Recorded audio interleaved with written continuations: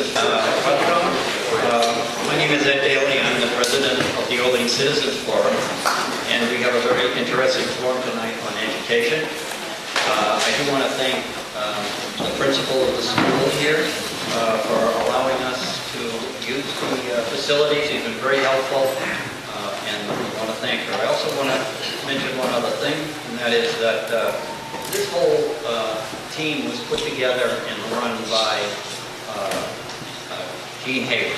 And so she's done a lot of work with all the advertising, lining up all the panelists, and taking care of all the facilities. So it's a big job, so we want to thank her for doing that. So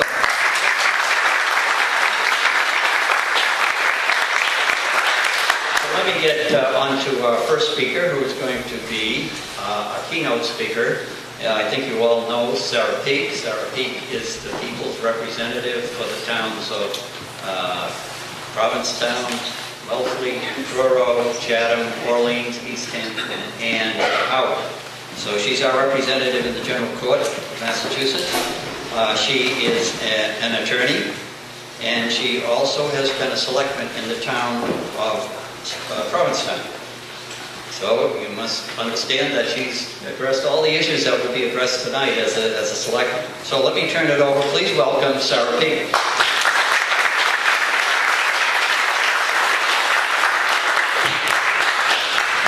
Thank you, Ed, very much, and thank you to the Orleans Citizens Forum for inviting me to participate here tonight and to deliver a few brief opening remarks to all of you. And as a selectman and in the state legislature, we face these issues, but one thing is true: they are always evolving and morphing, and there may be a kernel of the sameness about them, but it's never exactly the same. I see John Kelly nodding his head in agreement as a veteran here. So the topic tonight: children are our future and education is our challenge. How true is that? And it really is like a great circle, because we need a wonderful education system to educate our children, who are then our future, and around it goes. So let me begin by saying, first of all, how lucky we are here in the Nauset Regional School District to have such an outstanding school district that provides such a wonderful education for our children from kindergarten right through the 12th grade. And the superintendents here, I take my hat off to you, and I give you.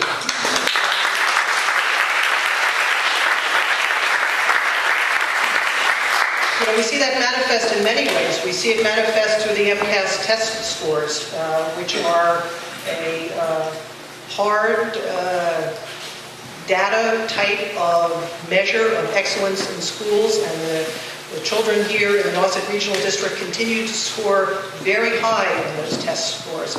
I see it in other ways. I see it when I am in Wellfleet on Martin Luther King Day annually, and the World Band from the Nauset Regional High School is there playing, and I have the opportunity before and after their concert to talk to the kids who are in that band and hear about their enthusiasm, not just for their musical instrument and not just for the music program, but their enthusiasm for life, their enthusiasm for learning, what their plans are for the future.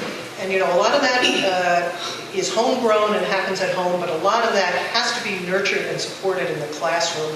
And I know that our schools here in Nauset are absolutely doing that. And we're also fortunate because as we debate things in the State House, whether it's about anti-bullying legislation, whether we're discussing the level to fund Chapter 70 or School Aid Act, or a big major education reform bill, one of the things that always gets talked about is the underperforming districts, part of Boston, Lawrence, Lowell, Holyoke. And when you see the struggle those schools have, I say, boy, are we lucky on Cape Cod to have the excellent schools that we have here. I'm glass half full kind of gal, so that's the glass half full part of the talk. No, that's more than glass half full. Because we do have our challenges, though. And some of those challenges, it's no surprise to anybody, we face a declining population. In other words, a diminishment in the total number of people who are calling the outer and lower Cape, and really most of Cape Cod, home on a year-round basis. And that declining population results in a declining school enrollment. I pay particular attention to the 2010 census numbers because, of course, they affect me directly in my legislative district. And what the declining population means on the Outer and Lower Cape is that when the new maps are issued for the state rep and Senate as well as our congressional districts, I'll be needing to add a precinct in either Brewster or Dennis to my current legislative district in order to come up to the minimum threshold for the number of people I see. So I've seen these numbers and I know and understand what they are.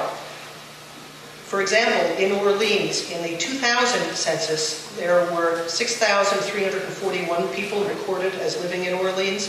In the 2010 census, that number had dropped by 451 people down to 5,890, or about a 7.1% decline.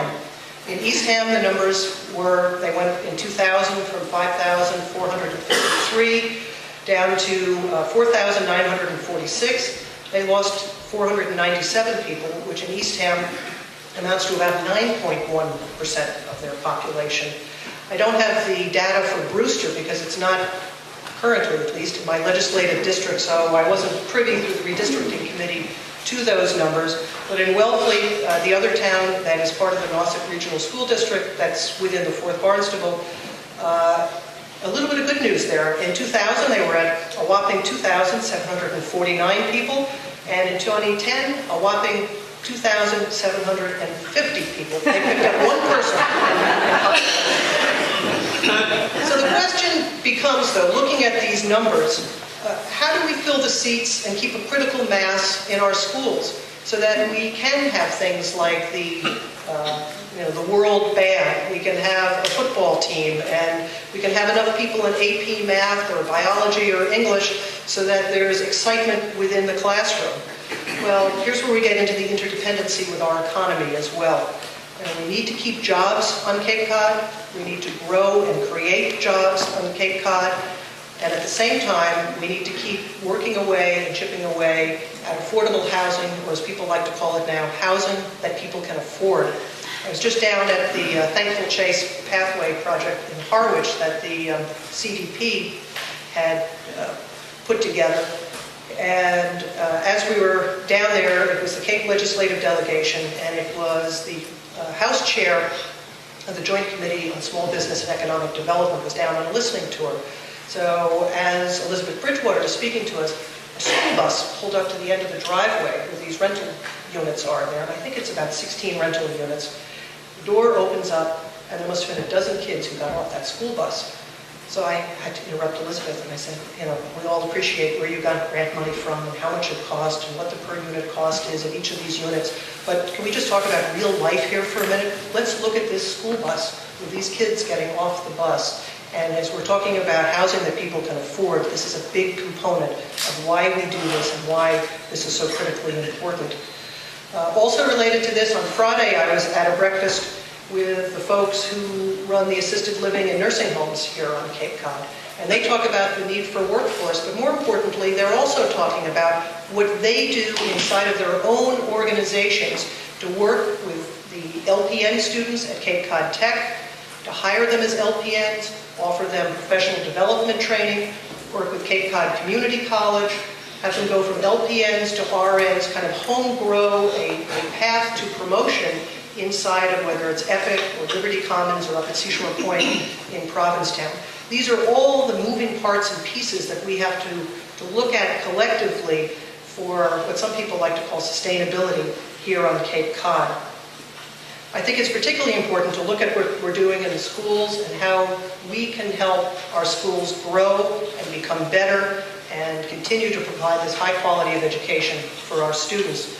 A couple of years ago, I was happy to be the convener of a regional school summit where I invited all of the administrators, a member of the school committee, of all of the schools from Chatham and Harwich all the way out to Provincetown.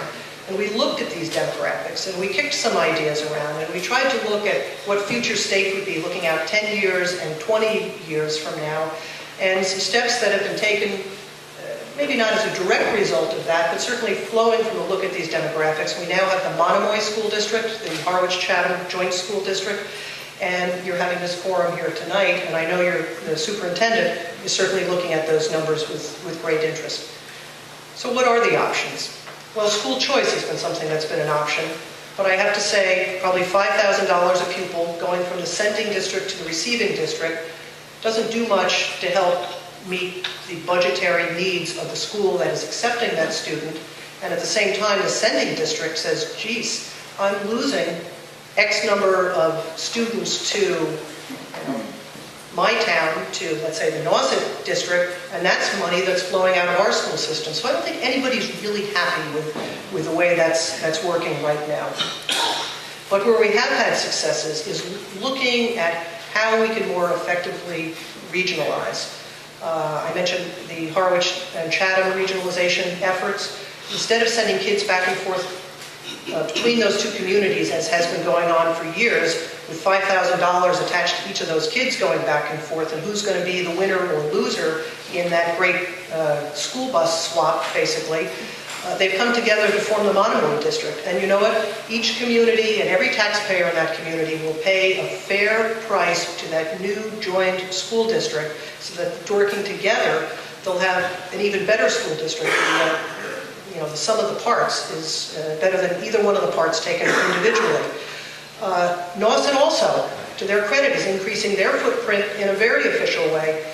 Provincetown used to send kids to the Nauset school under school choice. Well, now there is a, Richard, what's the official word? A tuition agreement that they have with them. As the Provincetown school is phasing out the high school and the students will be coming to Nauset, that has resulted in an increase of funding coming from the town of Provincetown to the Nauset district. And then lastly, I'll close just talking about some of what we're trying to do in Boston to help with this situation. I'm a co-sponsor of a bill, House 3538. It's an act relative to education funding. It was written by my friend and colleague Lori Ehrlich, who represents Marblehead. And basically what the bill would require is that a state funding contribution of not less than 17.5% of the gross education foundation budget come to each district through the Chapter 70 funding. This was something that we started out trying to do about 5 years ago, and then of course the economic recession caught up with the state, and as we've had to cut programs all across the board, including local aid, although we were successful this last time in level funding local aid, that goal of every district getting 17.5% has fallen by the wayside. So the point of this bill is to require it by statute, not just by the whim of an individual budget rolling fiscal year into fiscal year. And I think it's far more doable than saying, let's go in and undo and remake the Chapter 70 formula. As all of you have heard, I'm sure, ad nauseum, here on Cape Cod, our wealth is measured by the value of our real estate, not by what people's incomes are. Well, we could do that, but in some way it would be like running into the cement block wall over here. But at least if we can get every district to be up to 17.5% of their foundation budget come from the state, that would be helpful. What are the real numbers? For Eastham, annually, it would be an additional $20,000 in state aid. Orleans, $33,000. And Wellfleet, $61,000. So you add up those three towns, that's an additional $114,000 that would flow to the Nauset district here. When you get down to Harwich and Chatham, you're talking some serious numbers. For Harwich, it would be an additional $433,000, and in Chatham, $177,000. Now, the piece of that I don't have is what percent of their school budget that represents, but I can find that for you if anybody's interested. So the effort is to drive more money to our school districts here to help support the great programs they're doing. I think forums like this are so important, and to do critical thinking around this, because it's important for us to stay ahead of the curve. To stay ahead of the curve and see what the trends are so that we can be the masters of our own destiny and not wait for a DESE or the state to come down and say, this is what you must do and this is the mandate that you must have. So truly, our future depends on our schools.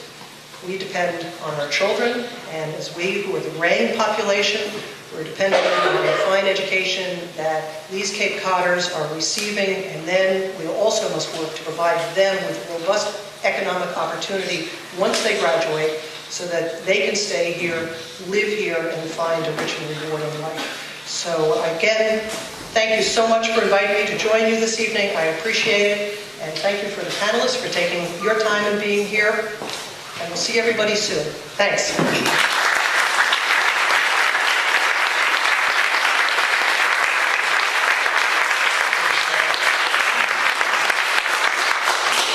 I should mention that Sarah has a very busy schedule. She's not going to be able to stay much longer. And in addition, we found out that today's Sarah's birthday, so happy birthday.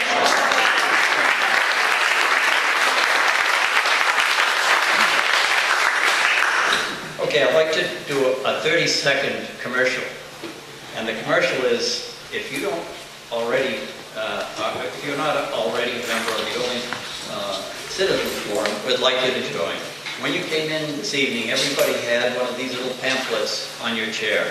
And the fact of the matter is, your membership dues is what makes these forums possible. And as you know, we've had some great forums on, remember the TIC forum we had last summer, and we've had the Village Center forum, and we do the candidates nights for the selecting candidates.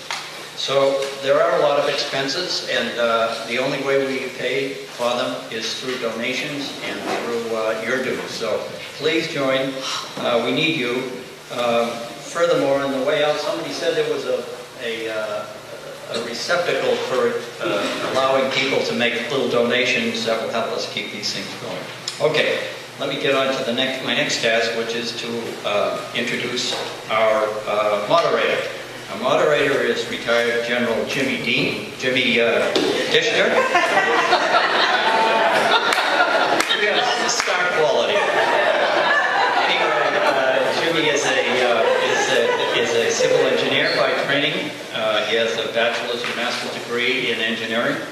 He was the Deputy Assistant Secretary of the Air Force for facilities. And since retiring, he has been the chairman of the Mass Maritime Academy, from which organization he received an honorary doctorate this past year. So please welcome our moderator, Jimmy Dishner.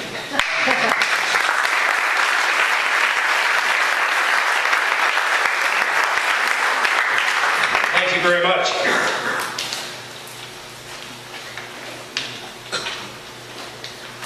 I find that the less hair I have, the more I think of what's the legacy for Jimmy Dishner. And I don't see anybody here with no hair, so maybe I'm the only one. But I find out that with 5 years down at Mass Maritime, I know two things. I know three things. Port and starboard, red right return. And then the third thing is that I'm going to spend my remaining time, many, many years, I hope, in education. What could be better than that? And tonight is one of those opportunities for you and I. And that's to stay on top of this because so many things affect us. Changing in demographics, as Representative Peake mentioned.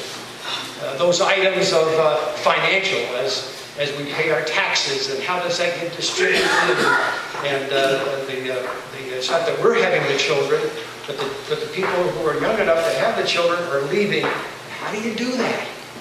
And boy, I know that you would join me if we said there was one thing, and I think Representative Peake hit it on the head. One thing we could do that you'd say, when they put that little obit in the paper, CCT, that it says something about did everything possible to ensure that someone, some child, got the best education that we could. What a legacy. What a legacy. So I'm happy to be moderator tonight. Let me introduce the panel. A little bit more about the details, however. We're going to have in lieu of the little pieces of paper that you put your name, put your question on. We're going to have a tall drink of water by the name of Jim Robertson. Where you at, Jim? There it is. Look at that guy. He's only 5'3", but the door makes him look bigger. But if you go up, he's going to spot you. You just raise your hand, and he'll come over. Let's be focused on your question. You can ask multiple questions, and you can ask it to one of our panelists. be a little bit more advantageous on the length of it, so that you nail it right in there, because they'll scribble it down to make sure they give you the correct answer. So this is for you, and there's nobody else I can think of, this panel, and Representative Pete, that would say, who else would you ask that question of? If they don't have the answer, we got a big problem. I don't think we have a problem. I think the answer is right here. Let me introduce them to you. The first one is Town Administrator John Kelly, who will take, and each of them will take about 4 to 5 minutes and get just an opening statement. Okay? John, would you kick off, please? Sure, thank you. Thank you for having me this evening. I've been asked to talk a little bit about the budget process in Orleans and how the numbers come to being when the town meeting votes on the annual budget for the schools and for the town. And just to kind of frame it, for FY12, the town budget actually includes funding for 3 schools as well. We have the Orleans Elementary School, which is a town department. That has a budget of $4,031,000. The Nauset Regional School District Assessment, now that's Orleans' share of their total, and it's based upon the enrollment. And for Orleans, which is about 20% of the total, our assessment for the school district is $3,641,000. Cape Cod Tech, which we are also a member, we have a $305,000 annual assessment. So the grand total is just under $8 million, and it represents about 28% of the total town operating budget for the fiscal year. The process that Orleans goes through is laid out in the town's charter, and that development of the budget is based upon the timeline and the process in the charter. And it starts really in July, when the Board of Selectmen will put together a schedule for development of the annual budget. We can circulate that to all of the town departments and the schools. And in September, when we finish closing out the books for the preceding fiscal year, David Withrow will come in and provide an overview of where we ended the fiscal year that we just went through for FY11 and what we're looking at for projections for FY12 and beyond. And he has put a 5-year financial plan together that assists the Board of Selectmen in seeing where the revenues and the expenditures were. And there's been some discussion tonight about state aid.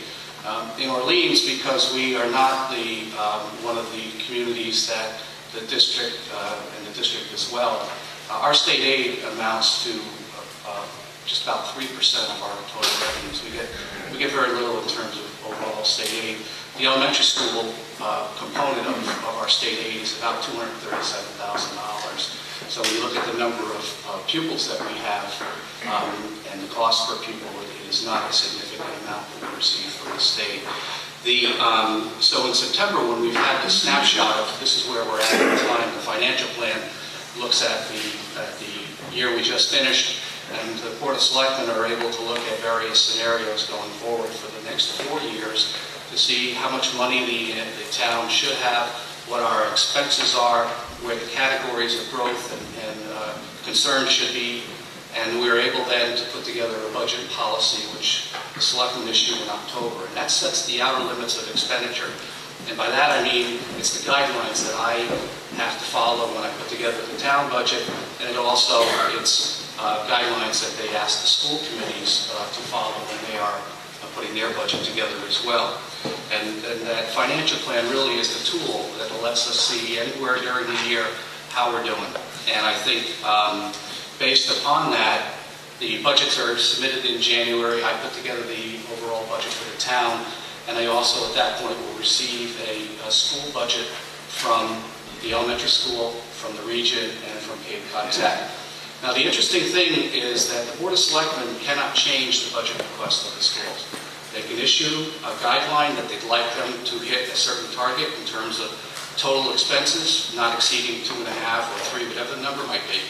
But they cannot change it. They have to take the request as voted by the school committee and submit it to the finance committee. They can provide their recommendations, and obviously if it exceeds the guidelines, the school committee would certainly like to have the support of the Board of Selectmen when it comes time to go to town meeting in terms of the vote.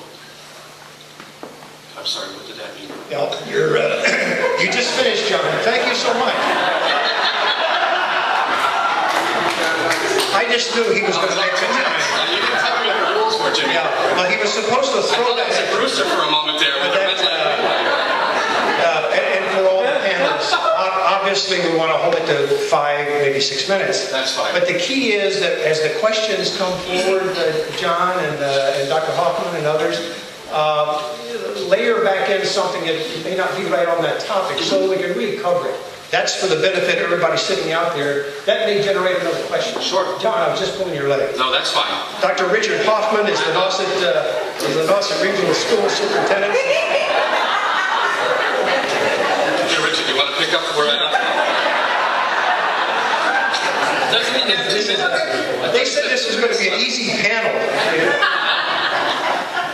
Dr. Hoffman has been our superintendent, as you well know, since 2009. Previously, he served as the superintendent in Ashland, Massachusetts, North Attleboro, Mass. And Dr. Hoffman received his doctorate in education from the University of Massachusetts in Lowell. Dr. Hoffman. All right, thank you very much. My You memo cannot said, use his paperwork. You have to use your own, please. yes, my memo said 7 to 10 minutes, so I'm going to try to cut mine down to be 4 to 5 somehow. I'm going to have to speak very, very quickly.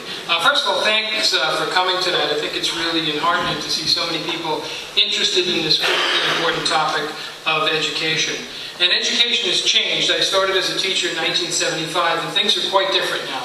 In kindergarten, kids learn geometry. High school students earn college credits in high school. Lessons are interactive. You go into a classroom, it's rare to see desks in a row.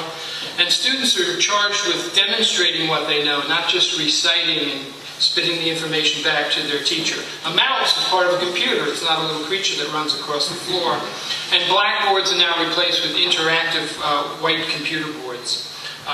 The main thing, I think, for tonight that we want to talk about is why do we need to ensure that our schools are future-focused and of excellent quality? So how do we know that Nauset schools are that quality? Let me just give you a little information.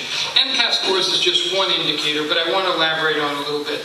Orleans Elementary School, grade 3, English language arts, reading, writing, speaking, and listening, ranked number 14 out of 301 districts. They were number 62 of 957 schools. That means 85% of the students scored advanced or proficient. How about the middle school, grade 7, English language arts? Number 49 out of 283 districts, 89% advanced or proficient. Nauset High, grade 10, English language arts, number 32 of 289 districts, 96% of the students scoring advanced and proficient. Now, MCAS scores are important, but we're proud of some other things that I wanted to share before I talk to you a little bit about school choice and others. 90% of the high school students go on to college. Nauset has one of the lowest dropout rates in the state. We don't give up on any of our students, and to your credit, your funding has helped us provide prevention programs for struggling students and challenging academic programs for kids who are academically talented. Our exemplary programs in art, music, and drama also help our students to develop their special talents and develop critical skills that are important in the 21st century, like teamwork, communication, and problem solving. Yes, our enrollment in Mass is trending down, but actually in a few cases in the Nauset district, they've held steady or actually increased a little bit. This year, preschool will go up by 16 students, but the high school will go down by 22 students. The total enrollment in all 4 towns, elementary plus the region, enrollment will go up by 1 student. School choice has increased from last year to this year. There'll be 3 more school choice students at the middle school and 17 additional school choice students at the high school. At the high school this year, 19% of the students will be students who attend by school choice. Well, why is school choice a good thing for Nauset?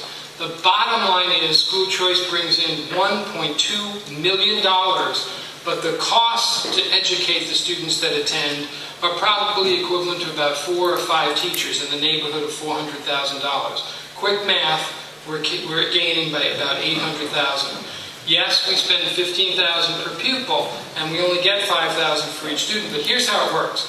Andrew Clark teaches a class with art history. He's got 20 students in there, 2 of which are school choice. We'd run that class anyway with 18 students. How about Julie Quigley? She teaches English grade 9. 25 students in her class, 3 are school choice. Neil Milan, Algebra 1, 24 students in his class, 5 are school choice. So in these examples, we're already paying for the teacher, the utilities. We're basically just paying for those 10 school choices, students, supplies, and materials. Doesn't always work that way. One example where it doesn't work, I was looking at the classes today, Clay 2, taught by Amy Kendall. She has one class with 26 students in Clay with 5 choice students, but she has another section with 12 students, 4 of them in choice. And normally we would not run school choice classes. We would run classes with 8 students. I'm seeing green and red lights over there. It's all right. Keep writing. Read just as fast as you can. I'm going to go as fast as I can. So why do costs keep going up? Well, they keep going up basically for the same reasons your expenses are going up. Our health insurance increases by double digits each year. The cost of utility goes up. The cost of materials, supplies, and textbooks. You know those ink cartridges you buy? We buy hundreds and hundreds of them. They're expensive. The cost for the food we serve in the cafeterias go up. Our bus transportation goes up because of gasoline costs. And a single special education placement can cost $150,000 and sometimes even more. So let me just conclude a little bit by telling you that what quality means. Quality education means keeping class sizes small at our elementary schools, adding resources in reading and math to help struggling students before they might need special education services, and complementing our content knowledge by maintaining in this district the outstanding programs we have in art, music, and drama. They provide a solid foundation for our students. Why should you care? Well, one reason, obviously, you pay taxes, and you want to make sure that your taxes are well spent. But you should also care because strong schools create strong communities, and quality schools help maintain property values. And someone said it earlier, younger families are looking to move into a school district, to a town that provides not just good schools, not just fair schools, but outstanding schools. And I'm proud to say that the Nauset schools, or Fuller Elementaries in the Nauset region, are excellent schools. Thank you for your support. Your comments are certainly prosaic, Dr. Walker. Thank you very much. Gwen Gousseau is a second-term member on the Orleans Elementary School Committee. She also is chair of the Joint Committee of all the Nauset schools, a local attorney, and the parent of an elementary school child. Ms. Gousseau. Thank you. When I thought about tonight, I asked myself, why am I speaking, and what do I have to say that you probably don't already know? I have my point of view as a 2-term committee member, a parent, a former educator, a former student here at the school. And believe it or not, that's the problem. Just like each of you here, I have my own point of view regarding education in our schools. And like each of you, I speak from personal experience. We've all gone to school. And so as a school committee member especially, I've come to the conclusion that we need to share our points of view, all of them, and start a new conversation, an ongoing conversation like the one that was convened by Sarah a number of years ago about our schools that involves diverse stakeholders and gives room for multiple perspectives. And I see tonight's forum as part of that conversation. And it's an ongoing conversation in this room where in January, the PTC, the Parent Teacher Committee, and the school committee funded a community forum which 60 adults attended from the town of Orleans to discuss what are our greatest strengths here at OES, what's the ideal future of the school in 10 years, and what opportunities and challenges do we face. We started this conversation from the school committee point of view and PTC because as budget constraints increased, we knew we needed more input on what was most important to our community. And so on a cold January night, this room was buzzing with conversation. And here's a few of the points of what we found out. In response to the first question, what are our greatest strengths here? Our school is rich. Our teachers are prized for their high standards, their supportive attitudes, and their ability to make learning fun. And our community partnerships are thriving. Creativity is a core component of our school culture and school pride. And our small classes even the playing field for every learner. In response to the question about an ideal future in 10 years, technology that's current and integrated in every classroom, community involvement at higher levels, and continued culture of excellence and creativity were just some of the points that came up. And finally, in response to the third question, what are the opportunities and challenges we face, was to maintain that excellence in learning and creativity in this school culture in particular, and especially to keep students and teachers current with technology. Parents were interested in encouraging alternative assessments beyond the MCAS test, And our challenges are to meet unfunded mandates that we get from the state and federal government, and to address the budget constraints and the economic reality that we're living in at this time. If you were here that night, you would have walked out of this building knowing that our school is indeed rich with excellence on many fronts. And many people observe that we're fortunate not to be talking about increasing test scores. Well, so now what? As a school committee, we've taken a pulse that will inform our decisions going forward. And perhaps the greatest challenge in my mind is fluctuating student population. Over this summer alone, 10 new students enrolled in grades 10 through 5, and only 1 student withdrew as of September, the beginning of September. Last year, OES, this elementary school, is the only school in the region to increase its actual enrollment by 9 students. So over the past 2 years, we've had 19 new students come into this school. Each one of them an individual, unique learner, each one with their own needs, their own gifts, their own talents, and their own challenges. So, mindful that my time is just about up, I'm still curious about what's your point of view and how you envision a culture of excellence and creativity continuing here at OES. How do we maintain the investment that this town has already made to create such a strong school culture and community? I'm also curious about how we can ask these same questions with our neighboring elementary schools, and I'm encouraged to see people here from many of the different towns in the Nassau region. I'm interested in the conversation with other schools because we already cooperate in so many ways. When I sit in all these different meetings, I just think again and again, there's another way we're essentially regionalized. So I'm interested, and of course there are concerns about local control, local identity for each town. I'm interested in that conversation because I believe leadership for such an ongoing conversation can emerge not only from school committees, but from a meeting like this, and I hope it does. Thank you. Thank you for those heartfelt questions, Ms. Casella, and statements. John Hodson is one of the individuals who helped reestablish the Orleans Taxpayers Association. He also is a member of the Orleans Finance Committee for almost 4 years and is involved with the Orleans Elementary School project John has for children. John? 4? That's what it says. You have more than we can adjust this. I hope there's 2 people that know that. Easy, Jim. I'd like to thank you all for attending. Your attendance tonight underscores your commitment to education, but also to town government. Many of you probably are expecting me to talk about cuts to education and the education budget.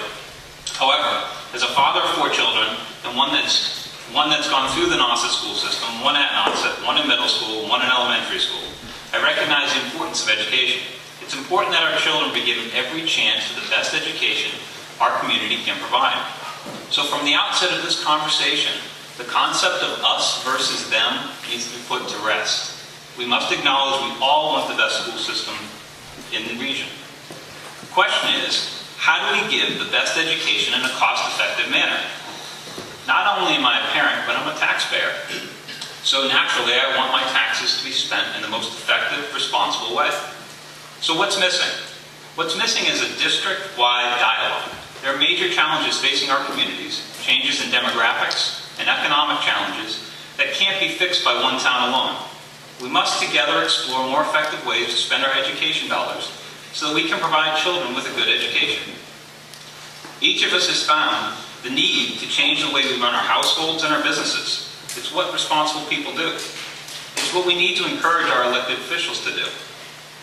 One of the important conversations we need to have is about enrollment. And tonight you've heard that our elementary school's enrollment has increased for 2 years in a row, which is positive. And there's nothing that brings more life to a community than young families. We should also be asking, where are these children coming from? Are they transient and only here for a couple of years? Are there families that are moving from one district town to another district town and not netting us new families? Or are they actually coming from other districts outside ours? By measuring and analyzing these trends, we can properly plan for the future of our schools. Let's look at some other facts directly affect our communities and schools. Over the past 10 years, we've lost 25% of our 18 and under population. We have a housing affordability gap. There's limited job growth. Cape is losing children at a faster rate than anywhere else in Massachusetts. The average Cape Codder makes less money than the average Massachusetts resident. The median age on Cape is 48, with Orleans right at the top of that list as the oldest population in the Commonwealth. Even our Nauset business manager said, the growing rate of seasonal housing on the Lower Cape is one of the factors contributing to declining enrollment in the Nauset district.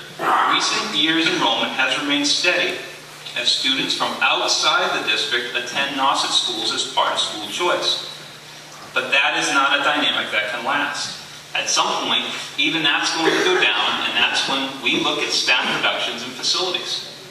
Upon evaluation, we see the Cape's demographics are changing, and without an influx of jobs, lower housing prices, the abilities for young families to live in the Lower Cape become difficult.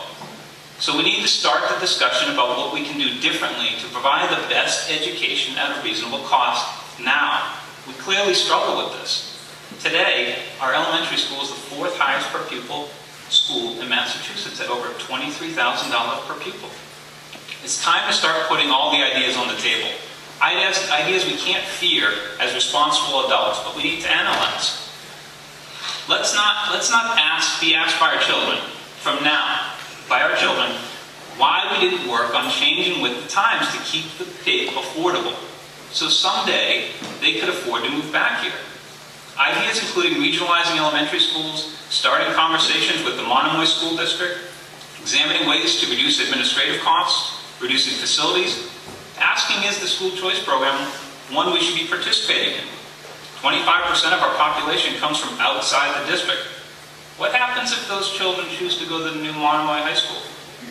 What happens if some of our district kids choose to go to the new high school? Could we be left with a high school of 500 instead of 1,000? Then it comes to you, the citizens. If you want the best education for your children, and you want to control costs, we all need to participate in more of these decisions. No longer can we walk into town meeting and say yes to everything across the board. Eventually the money runs out and towns become unaffordable. Quick example, it's the elephant in the room. We can't get away from not talking about it. If the proposed sewer project will double our current property taxes. If our property taxes double and they go from an average of $3,000 to $6,000 a year, where will the money come to improve education?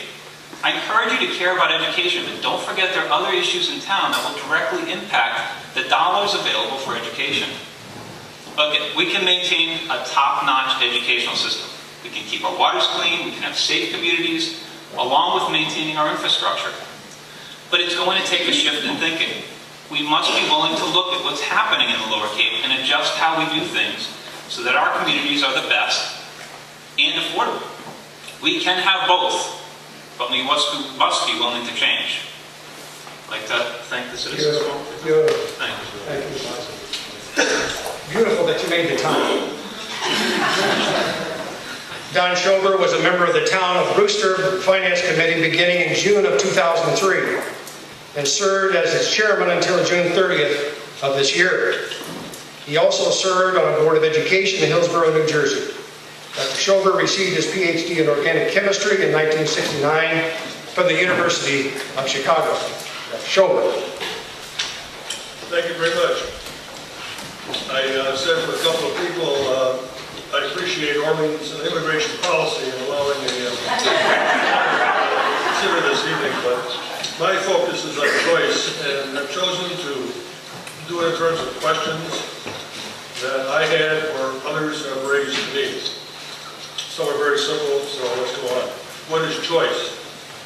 Choice, as you know, came into being as MA School Choice Law, MGL C-76 S-28 in 1991, which was just before education reform came to being in 1993.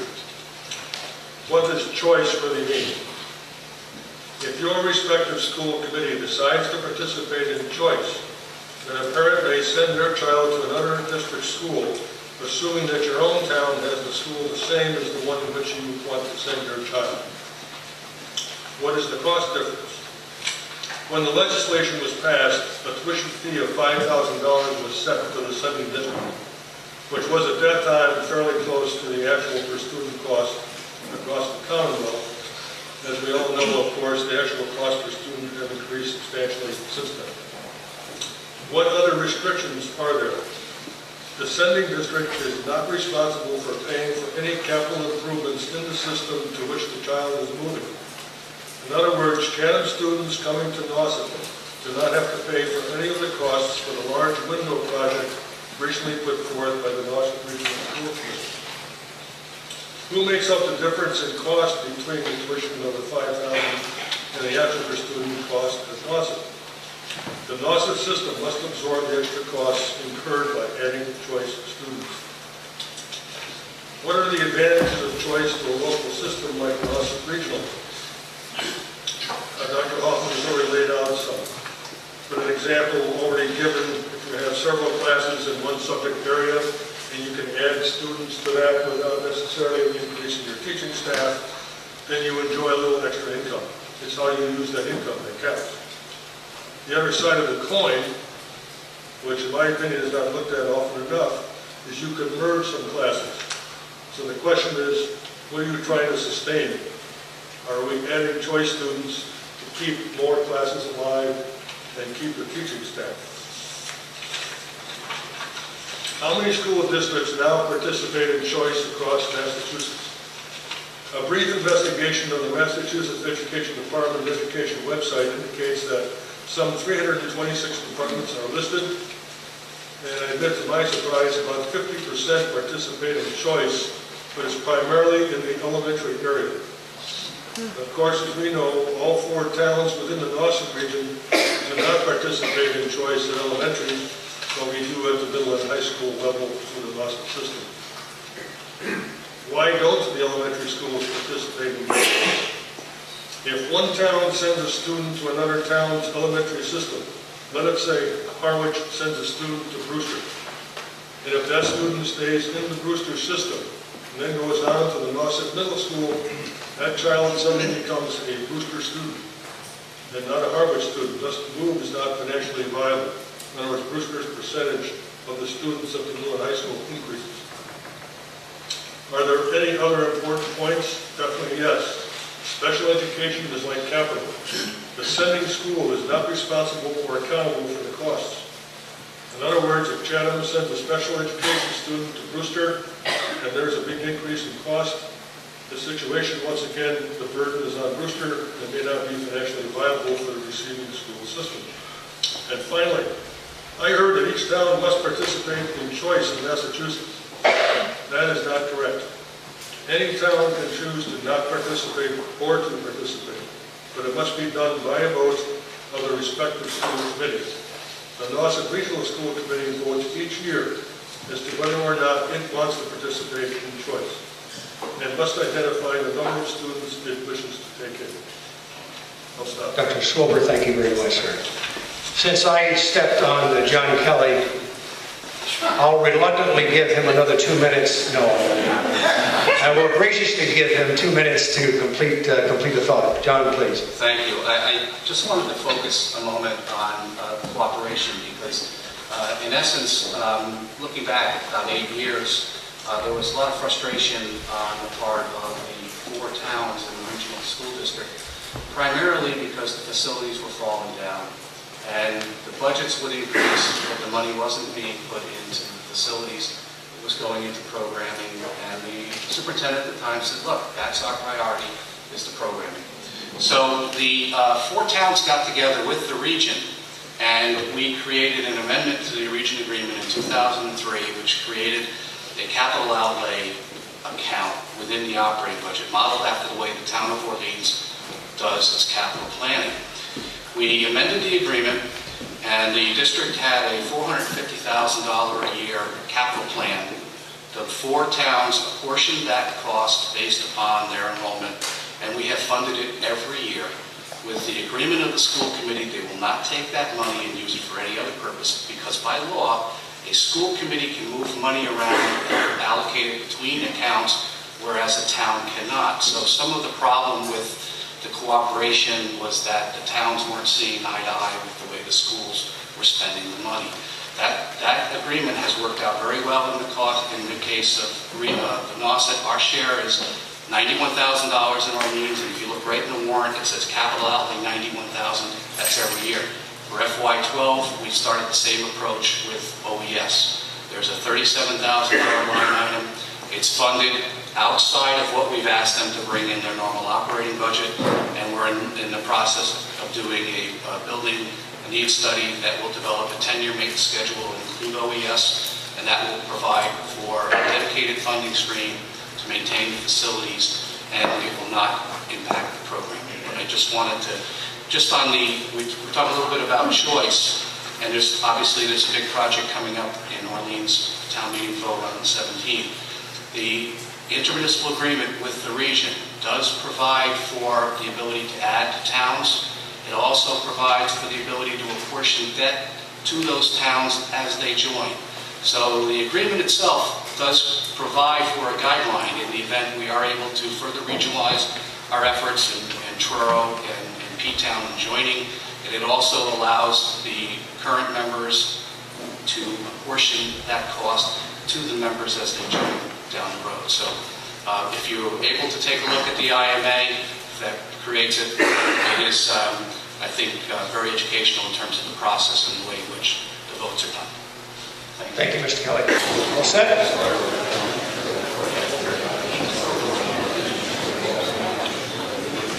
Okay, he had to change the tape.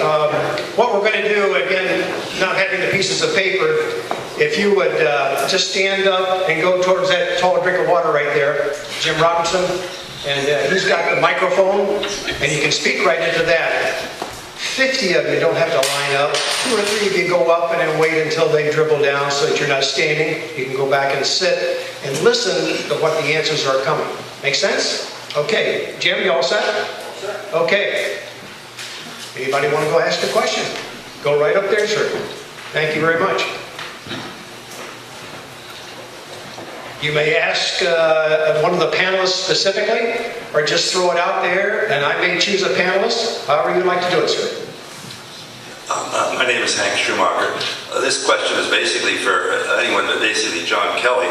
When you mentioned that education is only 28% of the operating budget in Orleans, that has gone down tremendously in the last 10 years. Can you tell us how much that's gone down, and is the trend that we're going to spend less and less on education in Orleans from our operating budget? Well, I think that the big piece of that is it includes debt. So the debt load of the town has gone up, which I think would proportionally show a decrease to OES. We have not cut the funding. They have gotten increases every year at the same level of the towns that the town departments have received, if not more. So while I think when I came almost 15 years ago, it was about 30%. Now it's 28%. So, but I think the other piece of it is that remembering that we have a school system that is comprised of a piece that's district and a piece that is a town department. If we were solely a school department, our costs would be much higher because the administration would be totally borne by the town of Orleans. Right now, there's a central office component, and while we do have a principal and staff at the elementary school, I think the overall cost would be higher, so that I think that provides for an artificially low number. But historically, the Board of Selectmen have been very supportive of the school funding requests from OES, as has the town. Is that all, sir? Next question. Ms. Fulcher. Good evening. This is for Dr. Hoffman. Richard, could you briefly describe, especially at the high school, having school choice students and what that has done to the curriculum, and what U.S. News and World Report has labeled North High School outstanding? Could you just, I think some people don't quite understand, even though it's $5,000 that we get for pupil, what has that enabled at the high school by accepting the school choice, if you could, please. Thank you. Okay, thank you. Yeah, I mean, I think part of it was mentioned before. It's how you spend that extra money we got. And I said if we take in about 1.2 million, we may spend about up to 4, probably less, for teachers to accommodate those students who come. The other money is spent directly on everybody that attends the school. And actually, I was looking at some of the enrollment figures just the other day, prepping for this. And certainly the core classes would still run whether we had school choice or not. But many of the opportunities at Nauset High would go away if we didn't have those funds. And these are just a few of them. Advanced placement art, American Sign Language, Level 4 German, Latin 2, Criminology, and a number of sections of AP Calculus. And I just started looking at it. If I went all the way through the list, I'm sure there were science classes that we would not be able to offer as well. You know, I think it really has promoted somewhat of a diversity as well in the high school. You know, clearly we're able to offer things like the jewelry making class. It's nationally recognized. Our students don't make birdhouses anymore in woodworking, they make guitars. You know, that may sound like a frill, but it really isn't. I mean, that's something the students work on for the entire semester. They start with an idea, they end with a musical instrument that's playable. And when you think about all the thought that goes into that, the mathematics and the using the tools, it's really an amazing thing, and they exhibit those every year. So there's quite a bit of enrichment in the curriculum. And I would venture to say that the curriculum at Nauset High is far more robust than any high school on the Cape, including Barnstable.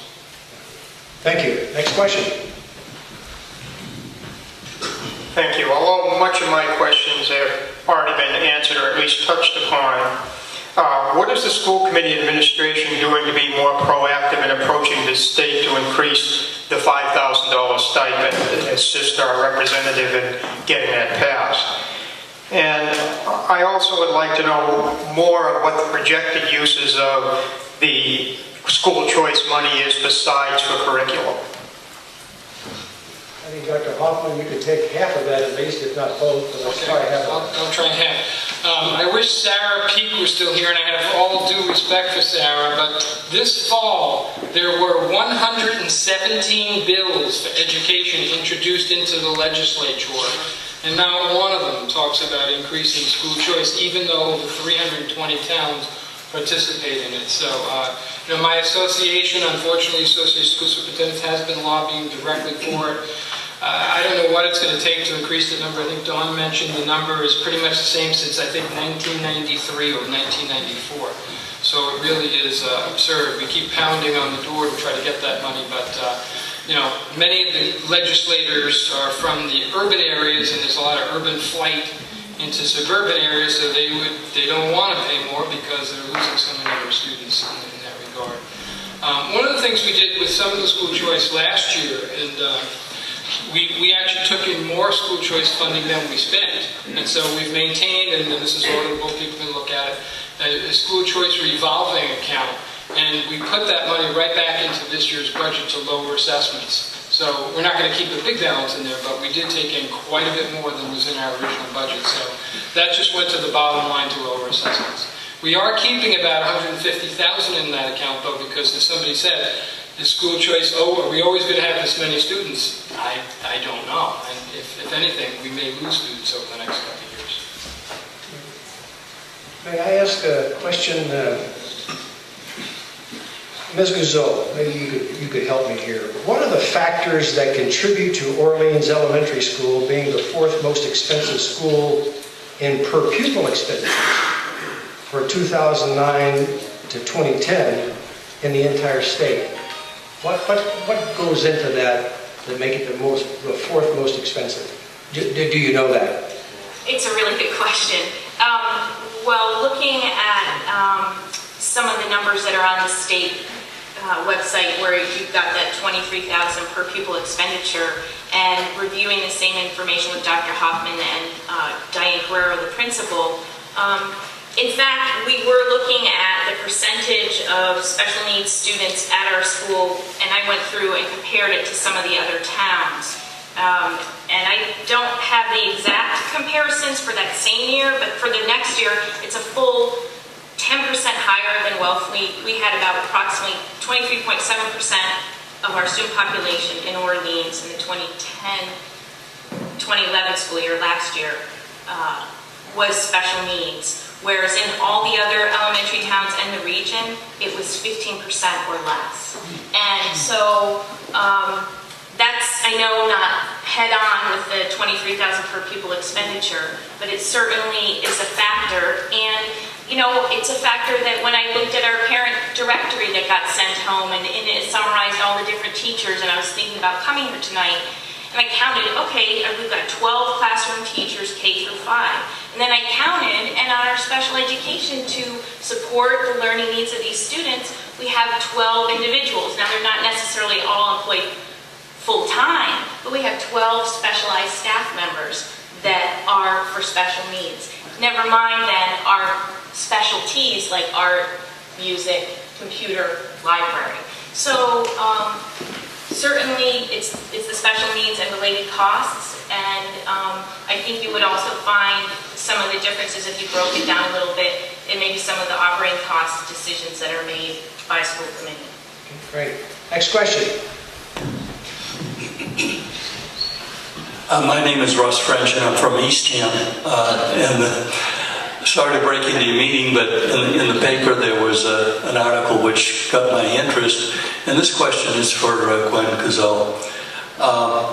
In the paper, it states that you're interested in regionalizing the elementary school. Could you tell us why you would like to do that and how it might impact us financially? It's a really good question. Even when I talked to the reporter, that word is so loaded. What I'm really interested in is this question of school choice. So how do we take all our elementary students in the 4 towns, and how do we allow for a little bit of flexibility? What if I'm driving to Wellfleet every day and I really like their garden better than this garden, and there's a lot of different reasons that I would like my child to go to Wellfleet Elementary? It should be easier than this formal way of signing up and only paying $5,000 from Orleans to go to Wellfleet.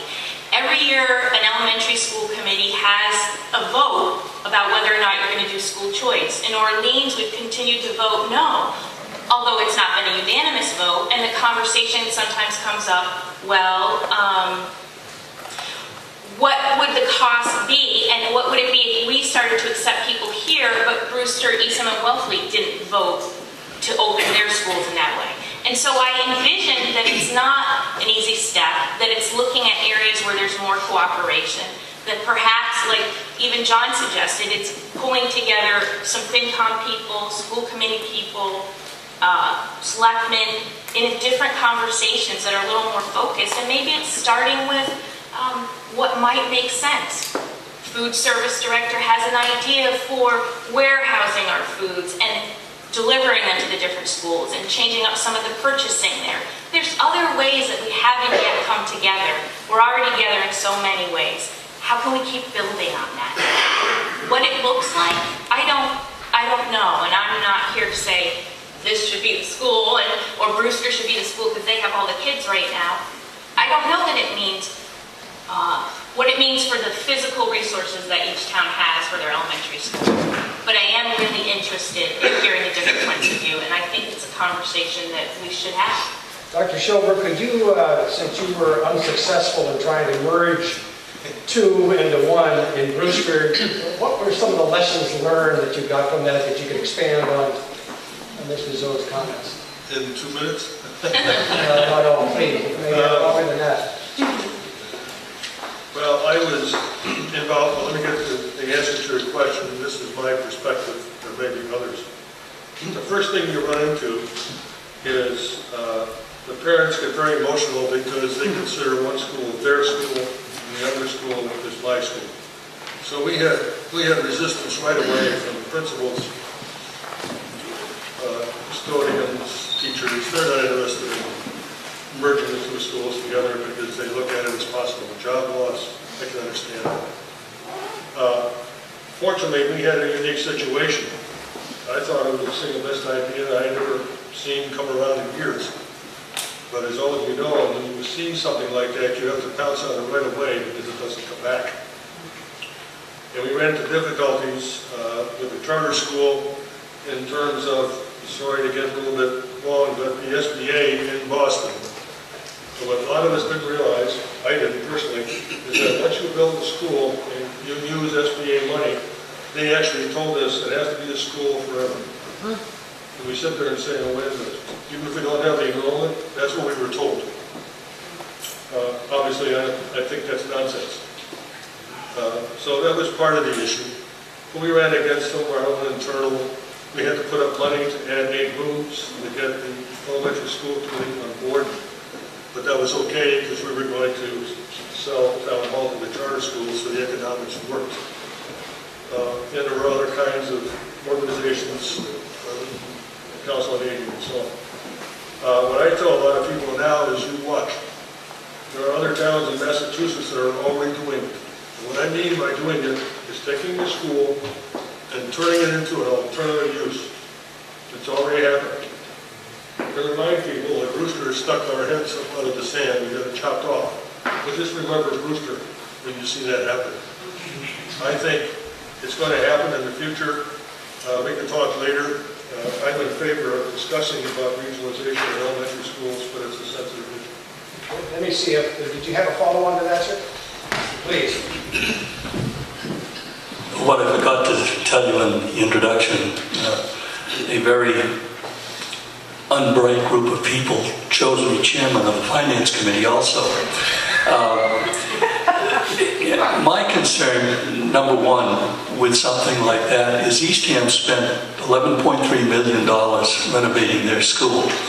And if it regionalized, there would have to be some serious thought put into who's going to pay for any additional capital going into the schools. Secondly, I would assume, and I may assume wrong, but from a finance committee standpoint, it would seem to make sense to do this from the fact that you may be able to, in putting these things together, eliminate some very expensive jobs. And that's a very, very difficult thing, such as you've got 4 principals now. You know, do you need, if you regionalize, would you need all 4 of those principals and some of the other operating staff? So it's a very delicate issue. It could have some serious financial impact. For example, if you took 3 principals and eliminated them, and let's say the salaries total $300,000, the elimination of those in terms of salaries is reasonable, but where it would save the towns on down the line is in future health care costs and in retirement. So there are some very, very big issues here, and I think this type of thing needs some serious thought. Thank you very much, sir.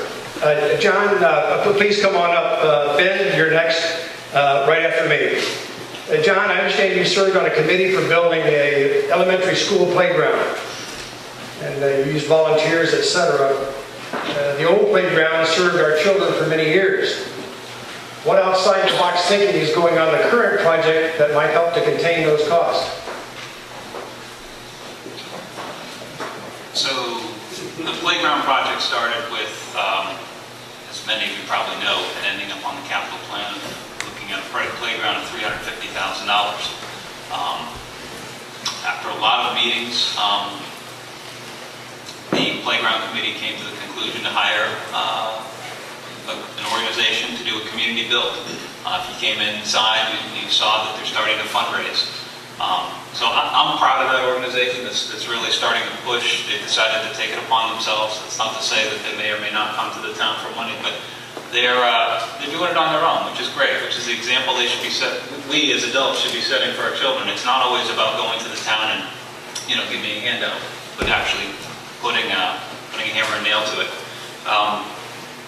You know, if I can go back just for a second with just to the question about regionalization, I reckon I see some of the faces in the crowd.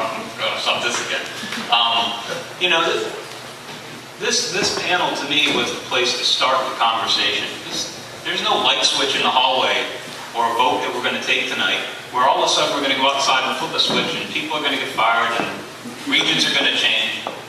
But we need to start having conversations because our enrollment, our demographics are changing, the economics are changing. You know, you just read the quote from the business director, business manager of the Nauset district. He admits we're backfilling, for example, the high school with choice kids to keep the program up there. have to just look at these things and have the discussion. Does that mean we eventually regionalize everything? Maybe not. But what if we just start talking, and out of that we come up with 1 or 2 or 3 ideas that we can use that save all of the taxpayers' money? And guess what? The kids get a good education too, because the two can go hand in hand. Thank you, John. Ben? Thank you for coming here and having this meeting tonight. It's great. I guess my question would be, first, I wanted to just thank Mr. Kelly for just enlightening us on this. You have an agreement about the buildings. I guess you have some kind of communication about the buildings that are in the district. That's the correct. town does. Now, from my understanding, I understand that this was a surprise to many of the towns that we had these troubles at the Nauset School building, and they came in after the budget process from the spring town meeting. And I would like to probably, I want to thank the town of Orleans, because Marjorie had mentioned to me at one of the meetings that you set up a program that was going to do a needs study for the buildings. And I want to ask Dr. Hoffman whether they're going to plan on trying to set up something. Okay, Mr. Buck, now, and I'm giving you kudos, and I'm not against that at all. Yes. What's the question? Well, I guess the question is the district going to try to set up kind of a needs study and lay it out in long-term planning for us so that the towns don't get surprised with a special town meeting and the expense, which is tax dollars, even though the towns, it comes from the district. Great. Thanks, Ben. Dr. Hoffman. I'll take that briefly. Thank you. Thank you, Ben. The schools have had a capital repair and maintenance budget for many years, and I think as John mentioned in the early 2003 or 2005, the 4 towns got together, and so we do annually get $459,000 to repair and maintain high school, middle school, and central office building. And those are done in a five-year planning process. On that plan, if you look to see windows, you would see amounts to replace broken windows, like $20,000. The district really hasn't done a full building assessment, at least I couldn't find one, since 1996. And that plan was very well done. You all paid for some of the renovations that were done at the middle school and the high school. I think it's important that we do conduct a study this year, a needs assessment for all 3 of those buildings I mentioned. And we would have actually done it last year, but in order to move forward with that Windows project, we actually had to spend some money that we had set aside for a building needs study to do a feasibility study for the windows and roofs. So we do have that money that we can spend this year. We hope to complete that. We'll make that public for everybody. I totally agree with you. Thank you, Dr. Hoffman. Ms. Kelly. Thank you.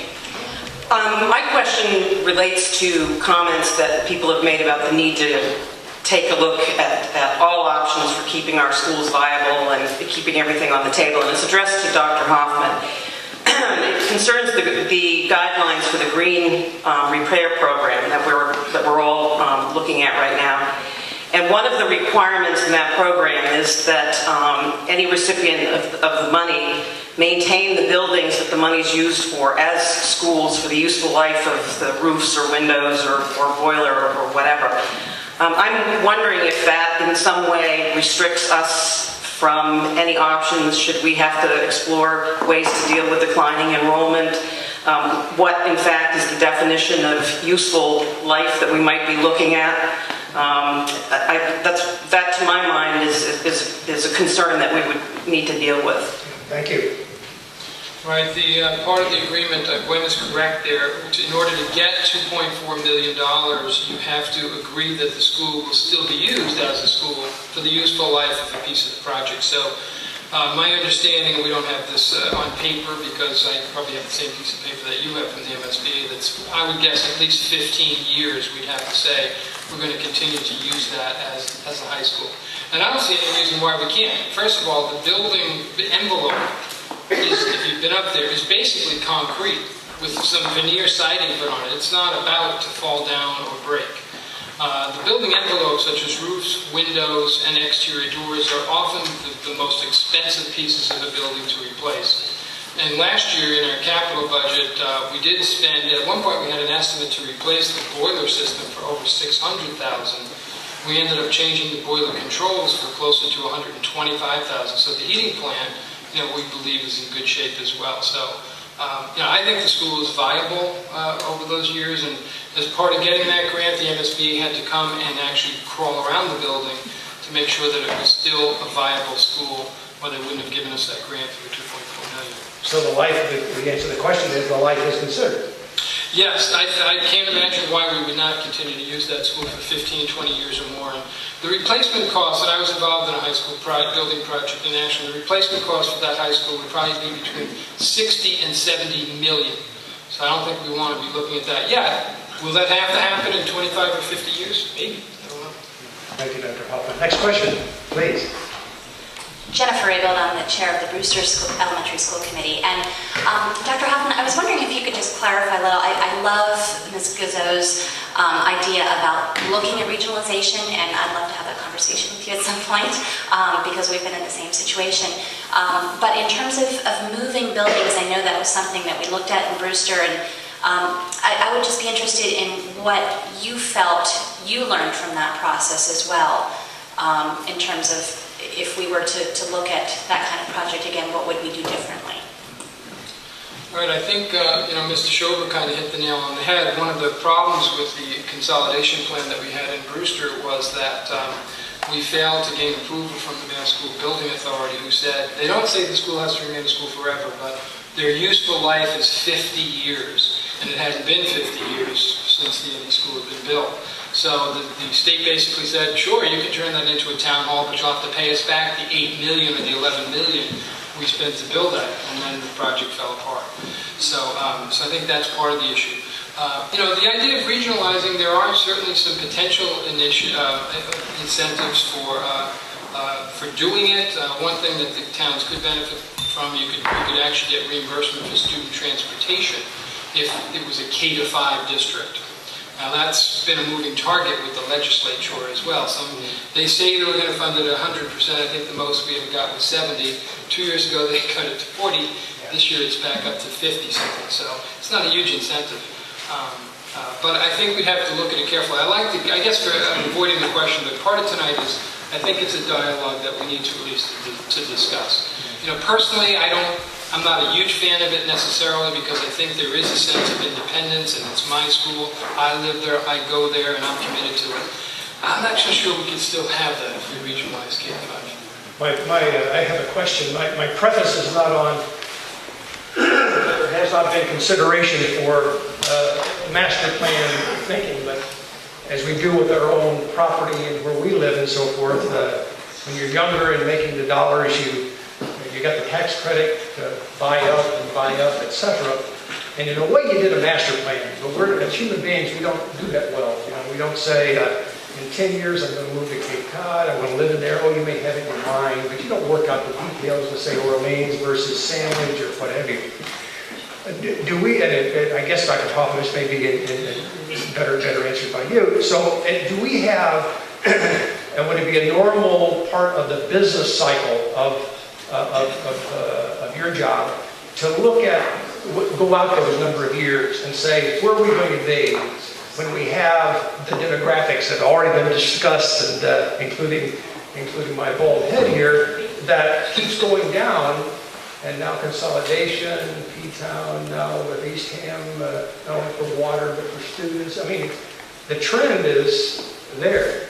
So is anybody looking to say in 2030, we are in deep trouble? So when we go back into the state and say, well, thank you very much, we can't use that building or convert that building because of it's within its life, pretty soon we're going to be the edge of that. So some of the things that the committee are working on, I know you're working on those too, as Mr. Kelly mentioned also, are we looking downstream? When I say that, I mean 10, 15 years. Is that part of your management requirement to do that? Not that far right now, but I think we're going to do it in increments. I mean, one of the things we're trying to do is revamp our strategic plan, and in that strategic plan, one of the 5 pieces of it has to do with funding and sustainability. So there will be a piece in there for enrollment projections, but even the MSBA will tell you that enrollment projections beyond 8, maybe 10 years are kind of unreliable to use.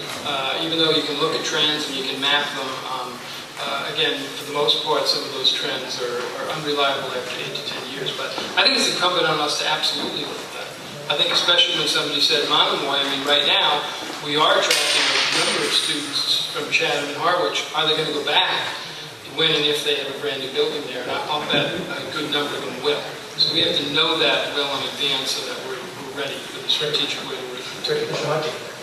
I would like to agree with the superintendent and try to tie that to the green project, in that when we're talking about not imagining the school being ever used for another use or coming to a time where we can't use it as a school, you know, one of the fears or one of the conversations we should be having before we get that money or spend that money is exactly that. What if Monomoy becomes a viable solution for whatever percentage of that, those 25% of the choice kids that come to the high school now, to get us up to 1,000, what if they decide to go that direction? And then if it compounds itself, and what if some of our district children decide, it's a nice school over there with beautiful windows and a nice roof that doesn't leak, and decide to make that move too? Worries me. Right. You have another question here, Dr. Hodgson, please. No, Dr. Schulman, please. I just wanted to add to John's comment. I think one of the difficulties we have too is take an Nauset budget of $25 million. Dr. Hoffman told us in spring 80% of that is for teacher salaries. You've got a $20 million budget. So 1% increase in the teacher salary is $100,000 or $200,000 bucks. So when you start talking about visualizing and saving money, there's only one place you can really go. Jim, next questioner, please. Hugh Andrews, what is the ratio of administrators to teaching faculty, and how does it compare with the situation, say, 10 or 15 years ago? Why didn't I bring that piece of paper? I don't really have that info. I think that, I can get that for the speaker, but there was a study of regional schools and schools that are, the way we're set up, we're a region and we're a union.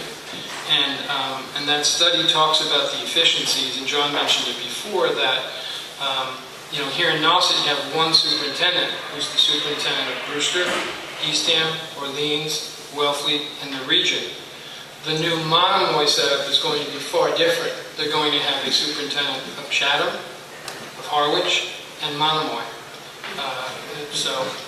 That's my understanding. I could be wrong, but that is my understanding. Right now, they have a superintendent of Chatham, a superintendent of Monomoy, and a superintendent of Harwich. So I'm assuming they're going to carry that model forward. So I think we're pretty efficient. We have when you add the elementary schools, we're overseeing about $36 million, and there's about 15 people in the central office. So I think that's pretty lean. Thank you, Jim. Next question, please. Hi, my name is Helen Placenik, and I'm a grandmother, and I love kids, and I believe in education. Heard a lot of good things here tonight. I guess I'm interested in what the class size at Orleans Elementary School is. I did hear some class sizes at the high school, but the per pupil cost at Orleans Elementary, it seems to me like it's higher than a private school. Not that it shouldn't be a good school, and I think that's great, but I think Mr. Hodgson brought up a very good point too, that there is an elephant in the room about doubling taxes as far as the SOAR project is concerned. We have an elderly population. I don't know how much money you can expect from people for everything. Personally, I think education to me is more important than SOARs.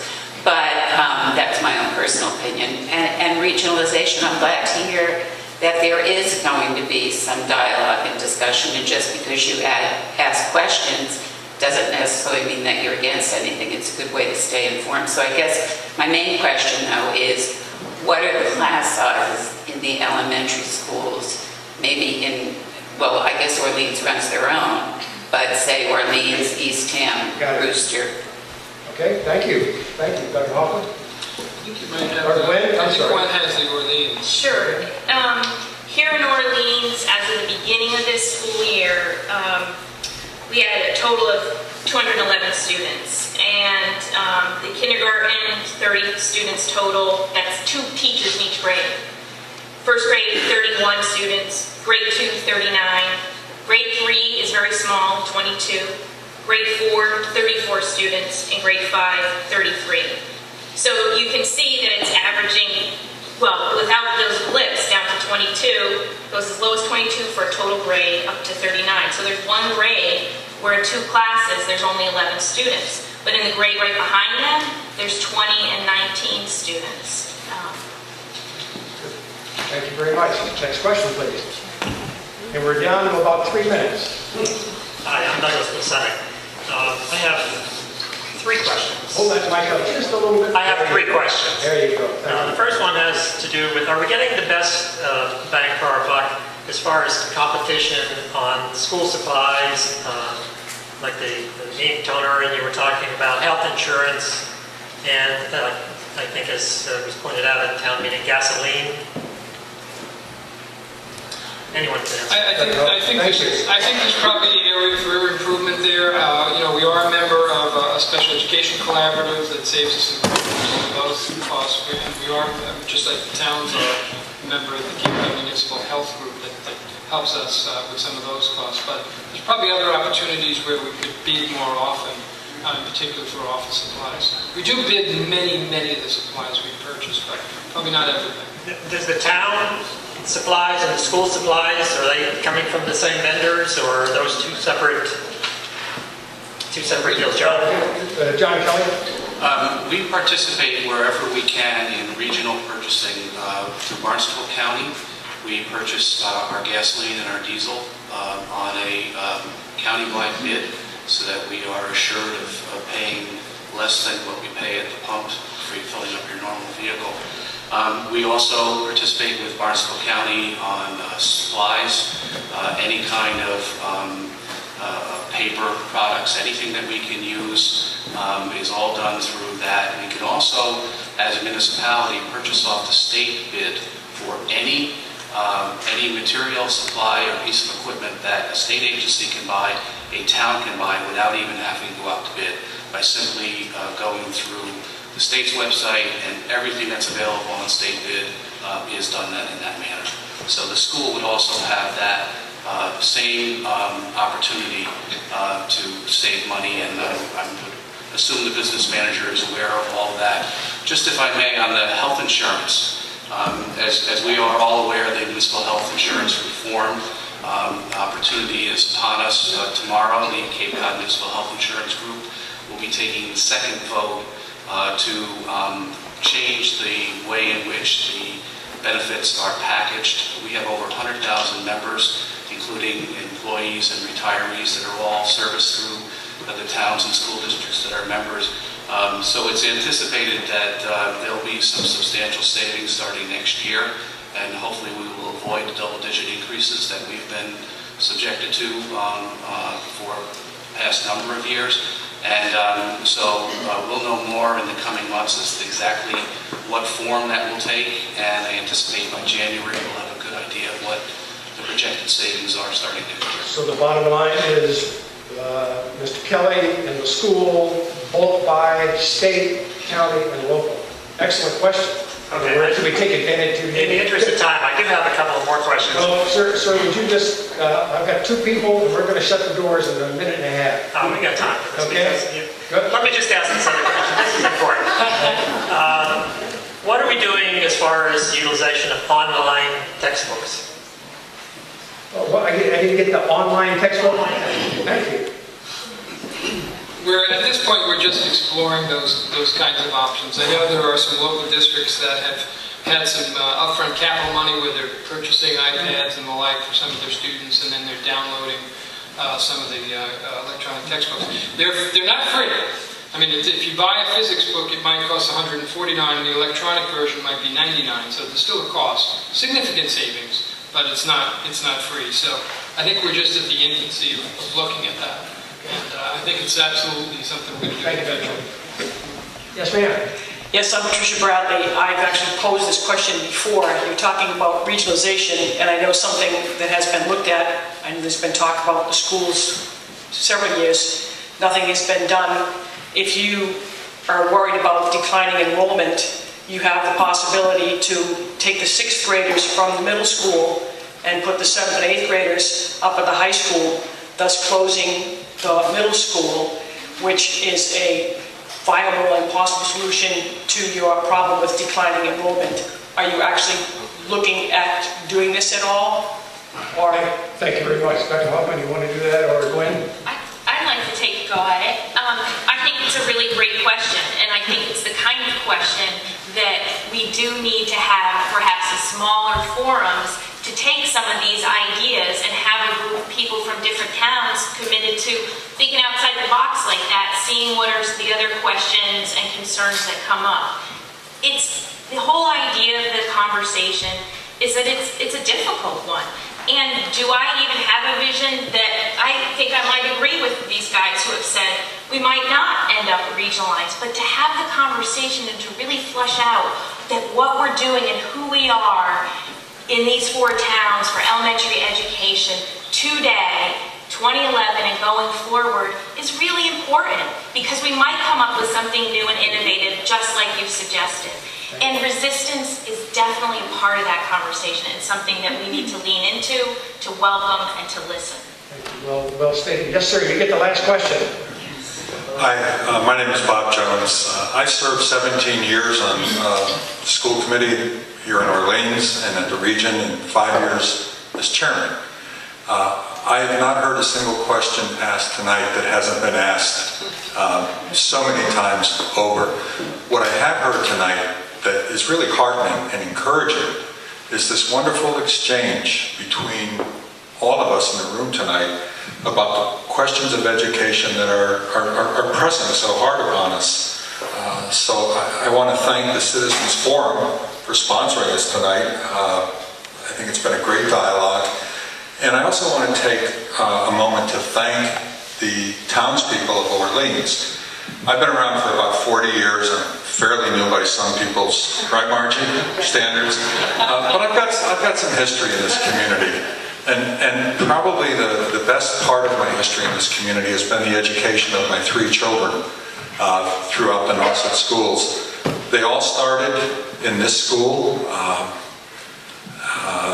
of them graduated from Nauset High School and went on to university, and in fact, one of them is a teacher up in Wellesley right now. And they've gone on to really benefit greatly from the tremendous support that the town of Orleans has given to our schools. My 3rd child is a special needs child, and you heard Dr. Hoffman talk about some special needs children costing $150,000 a year. That was my son, was one of those people. Our family has nothing but the most heartfelt gratitude to the people of this community. So I wanted to take tonight the opportunity to thank each and every one of you that has supported our schools over the years. And let's keep the dialogue going. It's been a wonderful evening. Well stated, Mr. Jones. Thank you, sir.